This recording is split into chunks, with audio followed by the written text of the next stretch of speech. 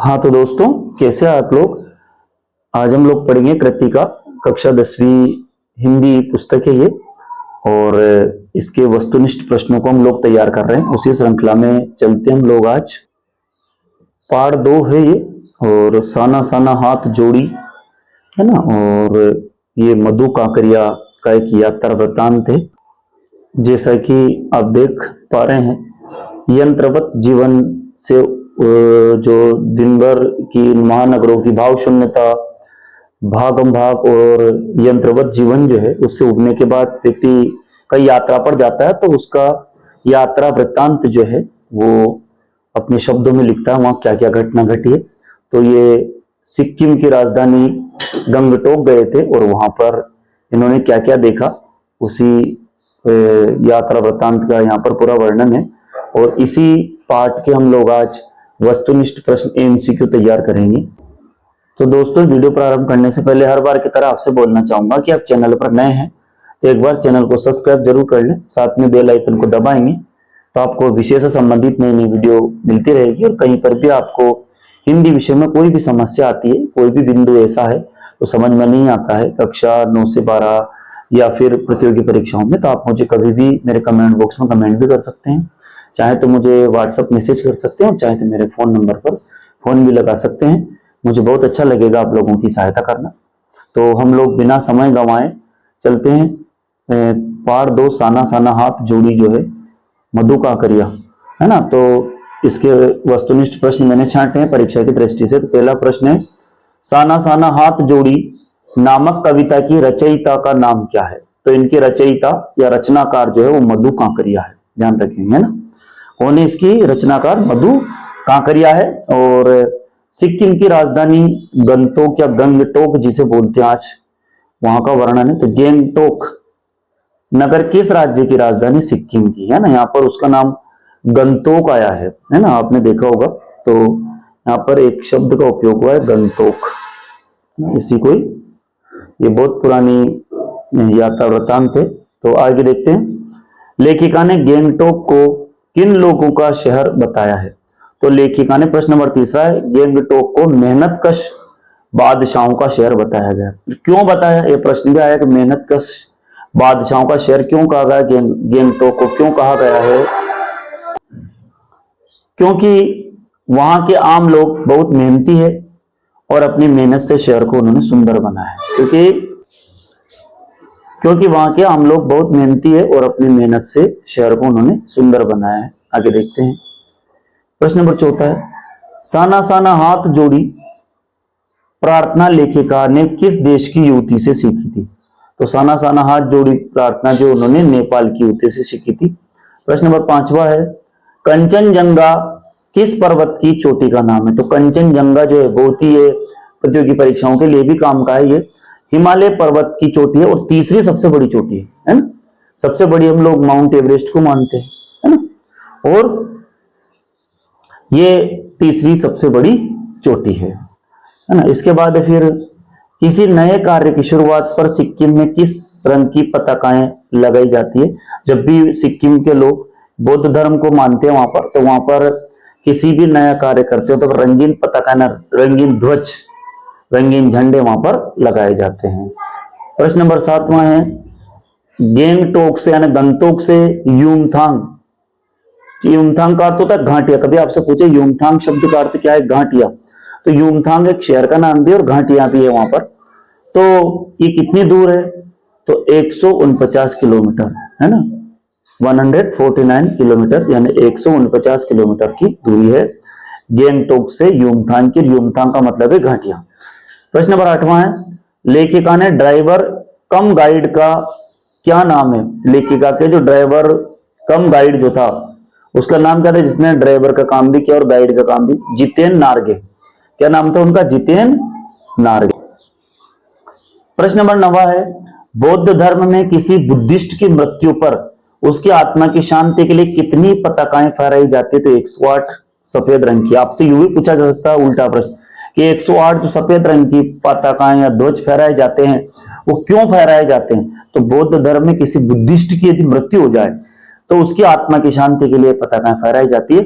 और ये पताकाएं किसका प्रतीक है? कभी ये पूछे तो शांति शांति और अहिंसा का प्रतीक है ना। किसका प्रतीक है? शांति और अहिंसा का ये प्रतीक है। प्रश्न नंबर 10वां है दोस्तों, जितेन नार्गे की जीभ में किसकी तस्वीर लगी हुई थी? जितेन नार्गे की जो जीप थी, गाड़ी थी, उसमें किसकी तस्वीर थी, किसकी फोटो थी? दलाई लामा की। ध्यान रखेंगे, इसकी फोटो लगी थी दलाई लामा की। प्रश्न नंबर 11वां है, कवि लॉन्ग स्टॉक नामक स्थान पर कौन सी हिंदी फिल्म की शूटिंग हुई थी? बहुत महत्वपूर्ण प्रश्न है ये, कई बार बोर्ड परीक्षा में भी आया है ये। ध्यान रखेंगे, कवि लॉन्ग स्टॉक नामक एक स्थान है, वहां पर एक फिल्म की शूटिंग हुई थी, उस फिल्म का नाम था गाइड। ध्यान रखेंगे, कौन सी फिल्म की शूटिंग हुई थी? गाइड की, है ना। आपने भी देखी होगी, बहुत अच्छी फिल्म है ये, कभी देखना चाहें तो। प्रश्न, और आप कमेंट करके जरूर बताएं कि आपने गाइड फिल्म देखी या नहीं देखी। प्रश्न नंबर 12वां, लेखिका को मार्ग में सफेद रंग के जो ध्वज, जो झंडे दिखाई दे रहे थे, वे किस धर्म से संबंधित थे? बौद्ध धर्म से। अभी हमने पूछ लिया कि बौद्ध धर्म, क्योंकि वहां पर बौद्ध धर्म है। मशगूल शब्द का हिंदी अर्थ क्या होता है? व्यस्त। क्या होता है मशगूल शब्द का हिंदी अर्थ? व्यस्त। इसके बाद आगे चलते हैं। प्रश्न नंबर 14वां है, सिलीगुड़ी के पास लेखिका को कौन सी नदी दिखाई दी थी? सिलीगुड़ी जो है, सिलीगुड़ी एक शहर है, उसके पास लेखिका को कौन सी नदी दिखाई दी? तीस्ता नदी। वहां पर एक तीस्ता नदी थी जो बह रही थी। प्रकृति के विराट रूप को देख करके लेखिका को क्या प्रेरणा मिलती है? तो वो लगती है जैसे प्रकृति जो है बिना रुके अनवरत अपना काम निरंतर बिल्कुल सादगी से, बिल्कुल कर्तव्य के रूप में कर रही है। वैसे सदा हमें भी अपने काम में लगे रहना चाहिए, पूरी निष्ठा से अपने कार्य को करना चाहिए। इसके बाद फिर लायुंग जो है, लायुंग समुद्र तल से कितनी ऊंचाई पर है? लायुंग जो है उसकी समुद्र तल से ऊंचाई कितनी है? तो 14,000 फीट ऊंचाई पर लायुंग है। और कटाओ फिर लायुंग से कितनी ऊंचाई पर? पहले तो लायुंग जो है वो समुद्र तल की से कितनी ऊंचाई पर? 14,000 फीट। और फिर इसके ऊपर कटाओ है, वो लायुंग से भी कितनी ऊंचाई पर स्थित है? 500 फीट के ऊपर, है ना। तो ये 14,500 मान सकते हो अपन समुद्र तल से कटाओ को, ठीक है। लायुंग जो है समुद्र तल से 14,000 फीट ऊंचाई पर है, और फिर कटाओ जो है लायुंग से कितनी ऊंचाई पर है? 500 फीट की ऊंचाई पर है। कटाओ को हिंदुस्तान का क्या कहा जाता है? स्विट्जरलैंड, है ना। जैसे स्विट्जरलैंड मतलब प्रसिद्ध पर्यटन स्थल, एक देश है ये, बहुत ही सुंदर है, तो कटाओ को हिंदुस्तान का स्विट्जरलैंड कहा जाता है। प्रश्न नंबर 19वां है, साना साना हाथ जोड़ी का क्या तात्पर्य है? छोटे छोटे हाथ जोड़कर प्रार्थना करना, ये शब्द है। परीक्षा अपने पाठ का नाम भी यही है, शीर्षक है हमारे पाठ का, है चैप्टर का शीर्षक है साना साना हाथ जोड़ी। तो क्या है? छोटे छोटे हाथ जोड़कर प्रार्थना करना। प्रश्न नंबर 20वां है, जितेन नार्गे, नार्गे ही, जितेन नार्गे के अनुसार खेदुम नामक जो जगह है तो किसकी आस्था है? देवी देवताओं की। और कभी आपसे ये प्रश्न पूछ सकते हैं, खेदुम जो है वो क्यों प्रसिद्ध है? ऐसा क्या है वहां पर? मतलब लेखक ने क्या बताया? तो देवी देवताओं का निवास बताया है। तो ये बहुत ही सुंदर स्थान है, और यहाँ पर देवी देवता जो है वो निवास करते हैं, ठीक है। प्रश्न नंबर 21वां है, पाठ के आधार पर चेरवेती, चेरवेती शब्द का अर्थ इस पाठ में आया है। चेरवेती, चेरवेती एक शब्द आया है ना। तो इस पाठ के आधार पर इसका अर्थ क्या रहेगा? चलते रहो, चलते रहो। चेरवेती, चेरवेती का मतलब क्या है? चलते रहो, चलते रहो। प्रश्न नंबर 22वां है, मधु कांकरिया की 50 वर्षीय सहेली का नाम क्या है? तो मधु कांकरिया की 50 वर्षीय सहेली थी, उसका नाम था मणि था। और ये मणि जो है शानदार नृत्य प्रस्तुत किया इसने वहां पर, बहुत अच्छी नृत्यिका थी ये, बहुत ही अच्छी नृत्यांगना थी ये, और नृत्य करती थी। तो मधु कांकरिया की 50 वर्षीय, आपसे ये भी पूछ सकते हैं कि पाठ में मधु कांकरिया की सहेली का नाम क्या है? तो मणि। और ये अच्छा नाचती थी, मतलब नृत्य करती थी। अच्छा, एक शब्द है फेरी भेटुला। फेरी भेटुला वाक्य एक शब्द आया है, यह वाक्य का या शब्द का अर्थ क्या है? फिर मिलेंगे। जैसे अपन कहते हैं ना अलविदा, या फिर मिलेंगे, इस तरह से बोलते हैं ना, फिर मिलेंगे। तो फेरी भेटुला का मतलब होता है फिर मिलेंगे, है ना।